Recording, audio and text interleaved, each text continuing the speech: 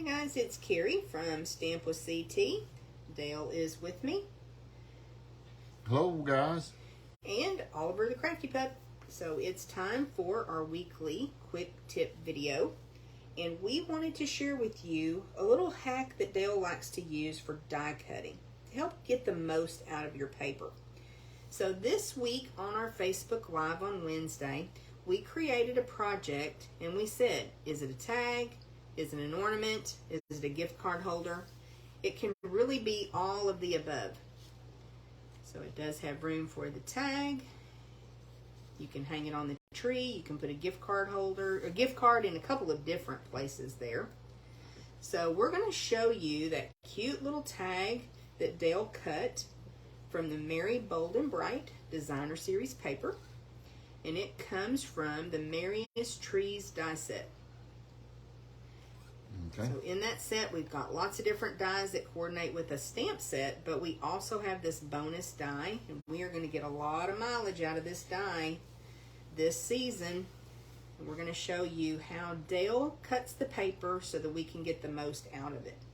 Because this would be a really fun project to make lots of, wouldn't it? Oh yeah. I'll get those dies out of your way so you can get started, Dee. One of the things that I do is when I have a die that I know that we're going to make a lot of them, is I measure the die, and so it's just a little under 2.5 inches, and so I'm going to cut my paper at 2 3/4 so that I can get quite a few of them out of a sheet of paper. So I'm going to bring my paper in, bring it to 2 3/4, and cut my paper. Cut a strip. Cut me a strip. Okay. That way I can make several of these dies, and I'll know how, when I'm making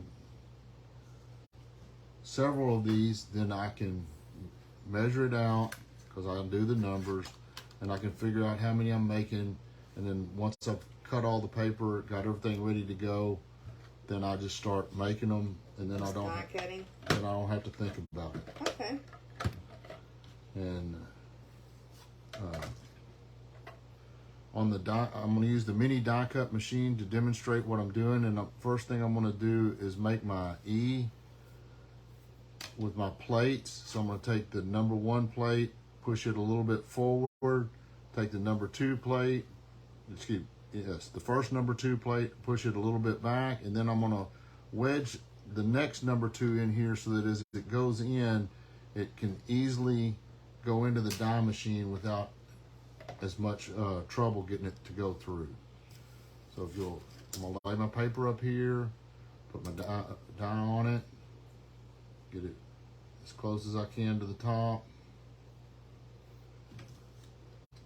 put my die down and through, leverage down on the pressure so that it holds the die in place as I get ready to cut with it, and then I'm gonna roll it through all the way through the die machine. Like butter. And it's going to pop. That's normal, right? Yep. Don't be alarmed. And so it's going to cut my die nice and clean.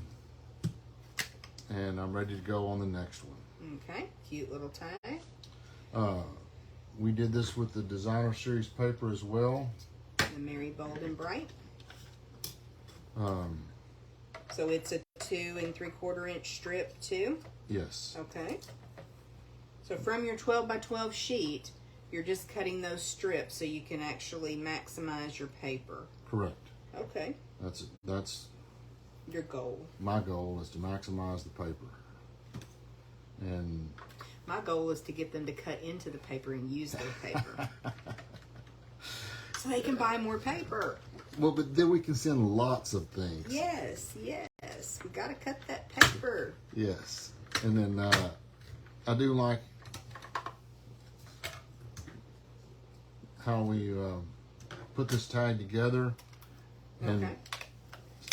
We get the stitching on both sides of the tag by backing it with something. Oh, so you're going to take your white one. And I'm going to flip it upside down. Okay. Yeah, so that you can just adhere those together. Now it'll be nice and pretty. finished on both Both sides. sides. Okay. I Let me love that. show you something that's a cute idea too. When, like, let's say you had two different patterns of designer series paper, you can actually match the whole up and kind of offset them a little bit, run your ribbon through, even put a little bit of adhesive under there, and you can have like a double layer tag. That's a really cute look as well. All right. One more tip for you though. When we use our Shiny paper. Shiny paper. Our foil papers. I like cutting them very close to the actual size of the die. Here, let's bring that up so they can see what you're doing.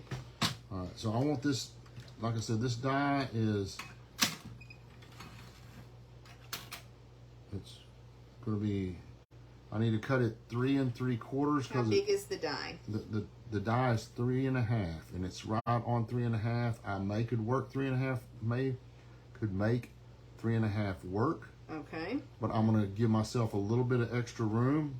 Okay, so the die is about 2 1/2 by 3 1/2 ish. Right. So I'm going to cut this at 3 3/4. Okay.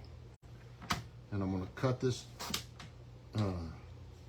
foil paper real close so I can conserve it for one, but also I got something else to show you in just a moment. Okay. So for foil paper, you cut it pretty close to the size of the die, each individual Yes. line. Okay. And I run. And you're going to tell us why. In just a moment, I'm gonna share the reason why. Okay. But first, let's run this through and get this die cut out. That's going to be pretty. It's gonna be shiny. We like shiny, right? Yes, it's our favorite color. Okay. And once again, wedge it in nice and easy to roll in and pop it out the other side. Okay. It does pop and crack, doesn't it? Okay. Now if we look at this, don't know if there's a way I can hold it. It's shiny and it's nice and really bright. Nice No. and pretty. What I want to show you is that if you've loved your machine as much as we've loved ours, this paper, when you run it through, the extra paper will get marred up by the cuts in the die, and it will. That's not a die. That's I'm a sorry. cutting pad. Yeah. It'll get marred up by the cutting pad as you run it through,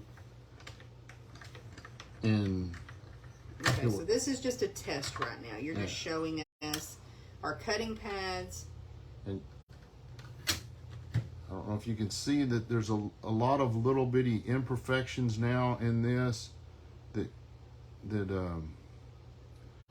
to me cause it not to look as attractive. And if Okay. you run it through multiple times, cutting in a nice long strip like this, that paper gets marred more and more, and it just kind of looks, what's the right word? Not like you want it to. Exactly. Okay, so let's go over that again right quick. So basically what you're saying is we've used these cutting pads. They're nice and worn. They work perfectly fine. They don't look beautiful, but we don't want them to be crystal clear. We want them to be utilized in our craft room. This is a tool that we love and we use all the time.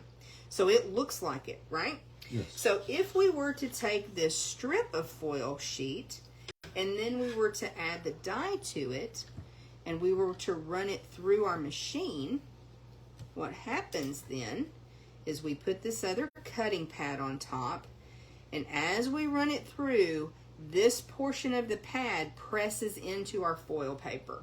Correct.